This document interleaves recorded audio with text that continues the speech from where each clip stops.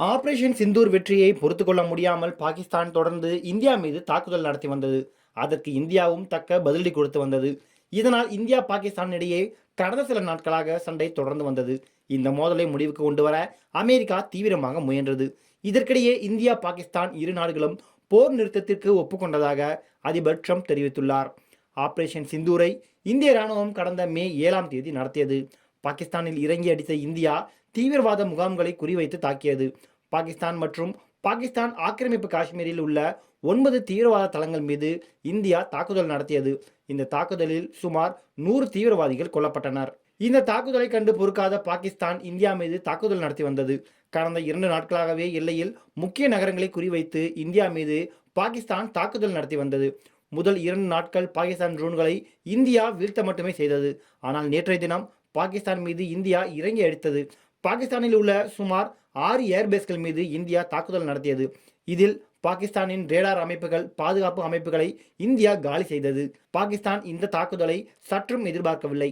இது ஒரு பக்கம் இருக்க, இந்தியா பாகிஸ்தான் இடையேயான மோதலை முடிவுக்கு கொண்டு வர உலகின் பல்வேறு நாடுகளும் முயன்றன. குறிப்பாக அமெரிக்கா இதில் தீவிர முயற்சியை எடுத்து வந்தது. இதற்கிடையே சண்டையை முடிவுக்கு கொண்டு வர இரு நாடுகளும் ஒப்புக்கொண்டதாக அதிபர் ட்ரம்ப் அறிவித்துள்ளார். இந்தியாவும் பாகிஸ்தானும் முழுமையான போர் நிறுத்தத்திற்கு ஒப்புக்கொண்டுள்ளன என கூறியுள்ள ட்ரம்ப், இரு நாடுகளும் சமாதானத்திற்கு ஒப்புக்கொண்டதை அறிவிப்பதில் மகிழ்ச்சி அடைகிறேன் என ட்வீட் செய்துள்ளார்.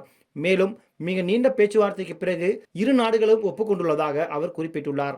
அமெரிக்கா மத்தியஸ்தம் செய்ய இரவு முழுவதும் நடந்த நீண்ட பேச்சுவார்த்தைக்கு பிறகு இந்தியாவும் பாகிஸ்தானும் முழுமையான மற்றும் உடனடி போர் நிறுத்தத்திற்கு ஒப்புக்கொண்டதை அறிவிப்பதில் மகிழ்ச்சி அடைகிறேன்.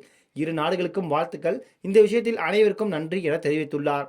இந்தியா பாகிஸ்தான் இடையே சமாதானம் செய்து வைக்க நீண்ட நேரமாக அமெரிக்கா முயன்றதாகவும், பல மணி நேர முயற்சிக்கு பிறகே இரு தரப்பிற்கும் இடையே சமாதானம் ஏற்பட்டுள்ளது.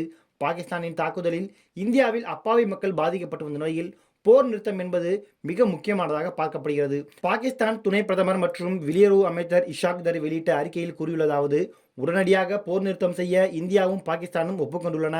பாகிஸ்தான் எப்போதும் அதன் இறையாண்மை மற்றும் பிராந்திய ஒற்றுமையை பாதிக்காத வகையில் இந்த பிராந்தியத்தில் அமைதி மற்றும் பாதுகாப்பிற்கு பாடுபடும் என தெரிவித்துள்ளார்.